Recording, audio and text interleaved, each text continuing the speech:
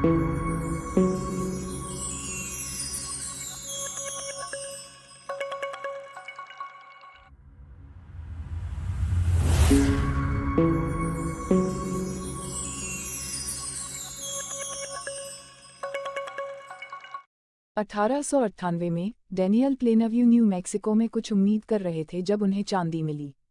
उत्साहित होकर वह एक बड़ा छेद करने के लिए कुछ डायनामाइट डालता है, लेकिन जब वह विस्फोट के बाद वहां पहुंचा तो वह गिर गया और उसका पैर टूट गया। हालांकि यह उसे हार मानने के लिए पर्याप्त नहीं है, वह चांदी को अपनी शर्ट के अंदर रखता है और अपने टूटे हुए पैर को बाहर निकालता है। फिर वह उसे अपना कीमती सामान बेचने के लिए शहर ले जाता है। 1902 में उन्होंने तेल व्यवसाय को बदल दिया और अपनी खुद की ड्रिलिंग कंपनी शुरू की। लॉस एंजल्स में ड्रिलिंग के दौरान एक मशीनरी के साथ एक दुर्घटना में उनके एक कर्मचारी की मौत हो गई और एक अनाथ बच्चे को छोड़ दिया। डैनियल ने उसे अपने बेटे के रूप में अपनाने का फैसला किया। एचडब्ल्यू प्लेनव्यू उसका नामात्र का व्यापारिक भागीदार है। तब से डैनियल ड्रिलिंग के लिए अपनी जमीन पट्टे पर देने के लिए अन्य बड़ी कंपनियों को चुनने पर एक हार्दिक प्रवचन के साथ एक शहर से दूसरे शहर की यात्रा करता है।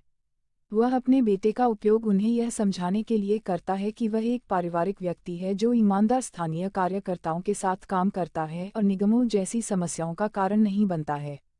जब भी कोई उससे उसकी पत्नी के बारे में पूछता है तो वह सिर्फ इतना कहता है कि उसकी मृत्यु प्रसव के दौरान हुई थी। 1911 में एक दिन डैनियल से पॉल संडे नाम का एक युवक संपर्क करता है जो कैलिफोर्निया के लिटिल बोस्टन में जमीन के नीचे तेल होने का दावा करता है।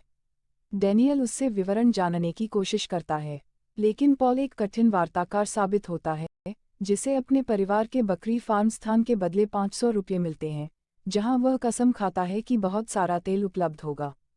कई दिनों के बाद डैनियल और एचडब्ल्यू दिखाते हैं कि वे सिर्फ बटेर का शिकार होने का नाटक कर रहे हैं। वे पॉल के पिता हाबिल के परिवार से मिलते हैं जो उन्हें आतिथ्य प्रदान करता है, जिसमें कुछ पानी और कुछ बकरी का दूध भी शामिल है, जिसे उनकी एक बेटी मैरी रविवार को शिविर के दौरान उनके पास लाती है। वे पॉल के जुड़वा भाई एली के परिवार से भी मिलते हैं जो एक पुजारी है जो उन्हें रात का खाना लाने का वादा करता है। इलाके की तलाशी लेते समय उन्होंने पाया कि पॉल सच कह रहा था और उसके स्थान पर तेल था। डैनियल सोचता है कि यह एक पाइपलाइन बनाने, इसे समुद्र तट पर ले जाने और यूनियन ऑयल के साथ सौदा करने के लिए एक महान जगह है, इसके रेलमार्ग और शिपिंग लागत से बचने के लिए। बाद में उन्होंने अपने परिवार के साथ खाना खाया। डैनियल हाबिल से कहता है कि वह अपनी जमीन खरीदना चाहता है क्योंकि उसे बटेरों का शिकार करना पसंद है और उसके बीमार बेटे को ताजी हवा की जरूरत है। वह उसे बहुत कम पैसे देती है, लेकिन एली तेल के बारे में जानता है और अपने चच के लिए $10,000 चाहता है। डैनियल का कहना है कि वह इसे तभी स्वीकार करेंगे जब व्यापार अच्छा होगा।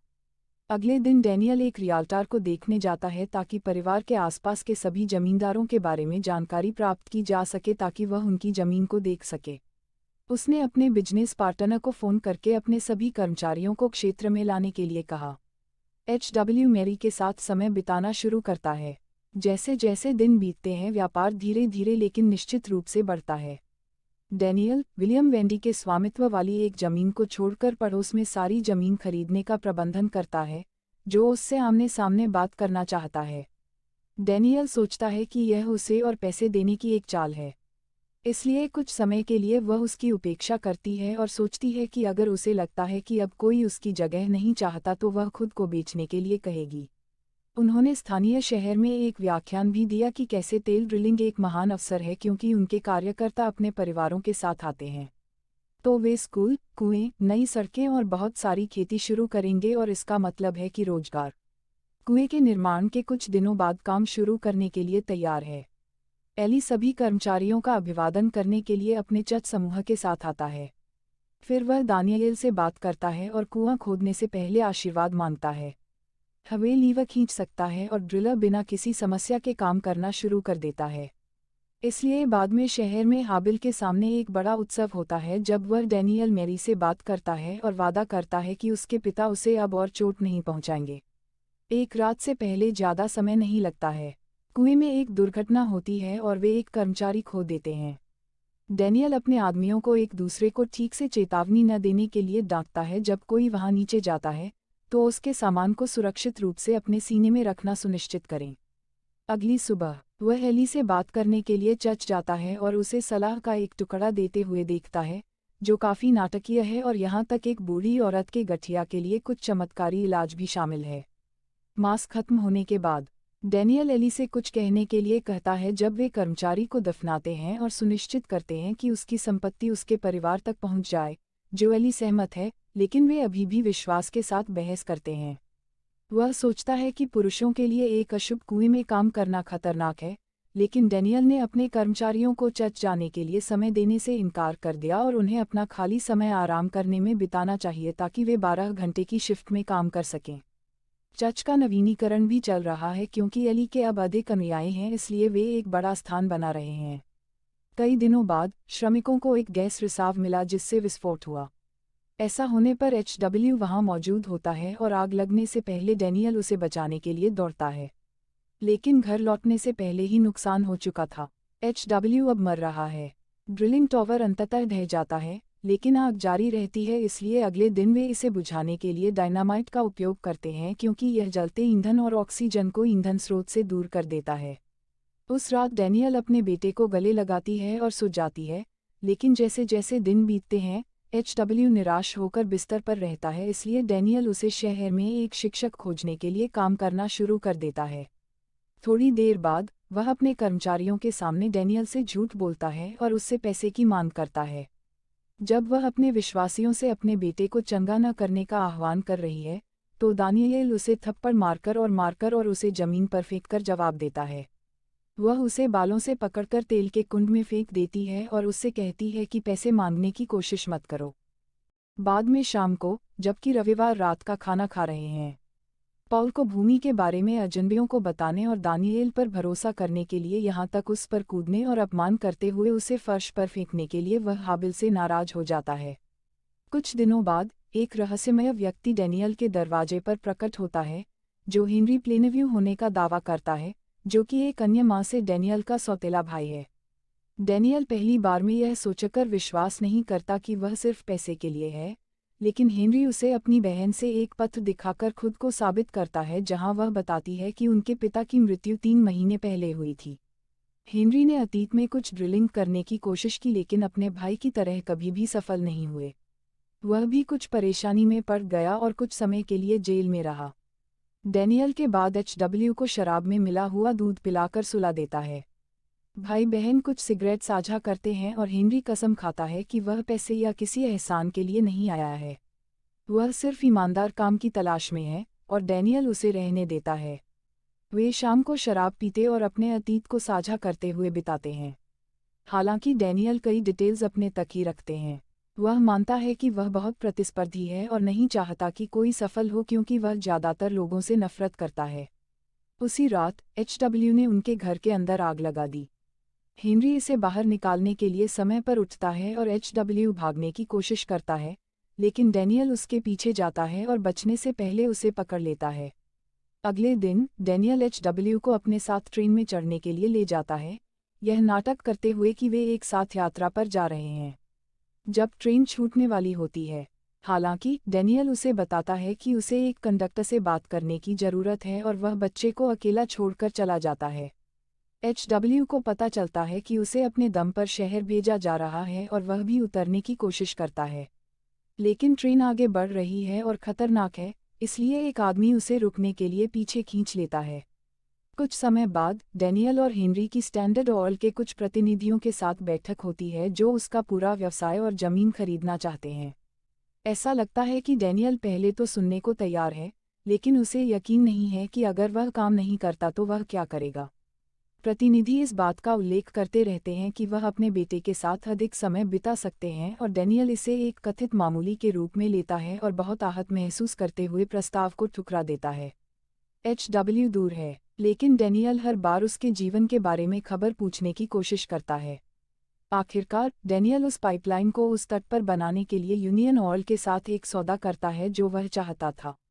एकमात्र मुद्दा विलियम वेंडी से संबंधित अंतिम भूमि है, जिसके बारे में वह बात करने के लिए कभी नहीं गया था। वह आज उससे मिलने जाता है, लेकिन वह अपने घर पर नहीं है। केवल उसका पोता वहाँ है और उससे कहता है कि वे उसे अपनी संपत्ति में कभी भी खुदाई नहीं करने देंगे। डेनियल का कहना है कि वह बाद में बंडी से बात करने के वादों में ड्रिल नहीं करना चाहता। फिर वह हेनरी के साथ जमीन के चारों ओर विशिष्ट स्थानों पर विभिन्न धातु के दांव लगाने के लिए बाहर जाता है। अपने भाई के साथ तैराकी में बिताए एक दोपहर के बाद डेनियल उसे अपने पुराने पड़ोस के बारे में कुछ कहानियां सुनाता है और हेनरी के जवाब उसे संदेहास्पद बनाते हैं। बाद में शाम में वह हेनरी को कुछ पैसे उधार देता है ताकि वह एक लड़की को काम पर रख सके, और जब वह वापस आता है तो डेनियल उसका सामना बंदूक से करता है। हेनरी ने स्वीकार किया कि वह कोई नहीं है जो शहर में हेनरी से मिला और महीनों तक साथ काम करने के दौरान वे दोस्त बन गए। असली हेनरी अपने भाई से मिलने जाना चाहता था, लेकिन उनके पास पर्याप्त पैसा नहीं था और वह अंततः तपेदिक से मर गया। इसलिए किसी ने भी हेनरी और उसकी डायरी से सुनी गई कहानियों का इस्तेमाल अपने होने का ढोंग करने के लिए नहीं किया। वह कसम खाता है कि उसका कोई नुकसान नहीं है, लेकिन डेनियल उसे वैसे भी सिर में गोली मारता है, फिर शरीर को छिपाने के लिए एक कब्र खोदता है। बाद में वह अपने भाई की डायरी पढ़ता है और रोता है। अगली सुबह वह विलियम वेंडी द्वारा पाया जाता है, जो जानता है कि उसने नकली हेनरी के साथ क्या किया। वेंडी पैसे की पेशकश को ठुकरा देता है जो डेनियल उस पर फेंकता है और उसे बताता है कि वह उसे अपनी संपत्ति के माध्यम से पाइपलाइन का निर्माण करने देगा यदि वह बपतिस्मा लेता है, जिसे दानिएल के पास स्वीकार करने के अलावा और कोई विकल्प नहीं है यदि वह अपनी परियोजना के साथ पैसा नहीं खोना चाहता है। वेंडी डेनियल को चर्च ले जाता है और मार्सेली के दौरान उसे घुटने टेकने के लिए सामने लाता है और स्वीकार करता है कि उसने पाप किया है और अपने बच्चे को छोड़ दिया है। शैतान को बाहर निकालने के लिए उसे कई बार थप्पड़ मारने के बाद वह अपने सिर पर पवित्र जल डालता है और पूरे शहर में आधिकारिक तौर पर बपतिस्मा लेता है, उसका स्वागत करता है कि वह उनमें से एक है, जिसमें युवा मैरी भी शामिल है। पाइपलाइन का निर्माण बिना किसी समस्या के शुरू होता है और डेनियल एचडब्ल्यू को यह कहते हुए घर लौटा देता है कि जब वह आता है तो वह उससे प्यार करता है और एचडब्ल्यू को जवाब के रूप में उसे मारने देता है। उसके साथ एक शिक्षक भी आया है ताकि वह सांकेतिक भाषा सीखना जारी रख सके। डेनियल एचडब्ल्यू को दोपहर के भोजन के लिए और रेस्तरां में ले जाता है। वे स्टैंडर्ड ऑयल के पुरुषों से मिलते हैं। डेनियल उन्हें यह दिखाने के लिए एक दृश्य बनाने में मदद नहीं कर सकता कि वह एक अच्छा पिता है जो यूनियन ऑयल के साथ एक सफल सौदा करते हुए अपने बेटे की देखभाल करता है। इस बीच एली 1927 में मिशनरी काम करने के लिए अपना शहर छोड़ देता है।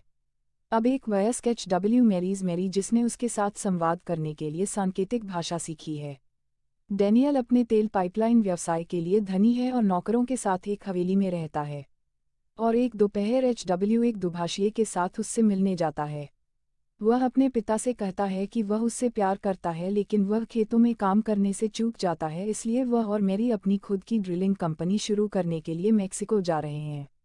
डेनियल यह सुनकर खुश नहीं है, यह दावा करते हुए कि यह एचडब्ल्यू को उसका प्रतिद्वंद्वी बनाता है, चाहे उसका बेटा कैसे भी इनकार करे। ऐसा नहीं है।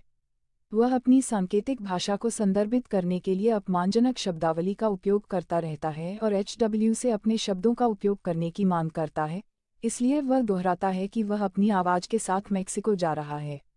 यह अभी भी डेनियल को शांत करने के लिए पर्याप्त नहीं है, जो अब उसे बताता है कि वह उसकी छवि को नष्ट कर रहा है और स्वीकार करता है कि वह उसका बेटा नहीं है। रेगिस्तान में एक टोकरी से एक अनाथ बच्चा जिसे उसने व्यापार करते समय अच्छा दिखने के लिए उठाया था। वह यह भी कहता है कि वह उस कमीने से कम है जिसमें दानिएल का कुछ भी नहीं है। एचडब्ल्यू उसे बताता है कि वह खुश है कि जाने से पहले डेनियल और उसके पास कुछ भी नहीं है। उसे दूर जाते हुए देखते हुए डेनियल उसका अपमान करता रहता है, लेकिन वह एक साथ अपने समय को याद करने में भी मदद नहीं कर सकते। नशे में धुत डेनियल अपनी गेंदबाजी की गली में सो जाता है। एक नौकर उसे जगाता है जब एली उससे मिलने आता है, जो उसे एक मिशनरी के रूप में अपने काम के बारे में बताता है और एक रेडियो स्टेशन पर उसे लगातार याद दिलाता है कि वे ससुराल वाले हैं। वह उसे यह भी बताता है कि बंडी की मृत्यु हो गई है और अब उसका पोता जमीन का मालिक है। वह पोता भी एली के चच का हिस्सा है, इसलिए वह खुद को एक मध्यस्थ के रूप में पेश करता है यदि डेनियल उस भूमि को ड्रिल करने के लिए उसके साथ व्यापार करने में रुचि रखता है। तो डेनियल उसे बताता है कि वह एली के साथ व्यापार करने में रुचि रखेगा, लेकिन पहले उसे स्वीकार करना होगा कि वह एक झूठा भविष्यद्वक्ता है और भगवान मौजूद नहीं है। ऐसा लगता है कि एली को वास्तव में इस सौदे को पूरा करने की आवश्यकता है, क्योंकि कुछ झिझक और $100 मांगने के बाद वह कमरे में उन शब्दों को उसी तरह चिल्लाना स्वीकार करता है जैसे उसने दानिएल को वर्षों पहले चर्च में अपने पापों को स्वीकार करने के लिए कहा था। ऐसा करने के बाद डैनियल ने स्वीकार किया कि उस क्षेत्र में वास्तव में अब तेल नहीं है। जब उसने पाइप बनाया तो उसने पड़ोसी इलाकों से पानी निकालकर उसे चुरा लिया। जैसे ही वह रोना शुरू करता है, एली अंत में कबूल करता है कि वह हताश समय में जी रहा है। उन्होंने 1929 की वॉल स्ट्रीट दुर्घटना में पैसे गंवाए और नैतिक रूप से भटक गए। इसलिए उसने दानिएल से मदद मांगी, लेकिन डैनियल को उस पर दया नहीं आई। वह जॉनसन ने उसे बताया कि पॉल ही प्रभु द्वारा चुना गया वास्तविक व्यक्ति है। वह एक सफल व्यक्ति हैं। अब 10,000 डैनियल के साथ खोले गए व्यवसाय के लिए धन्यवाद। डैनियल ने उसे जानकारी के लिए भुगतान किया। वह उसका अपमान करता रहता है और नाम पुकारता रहता है।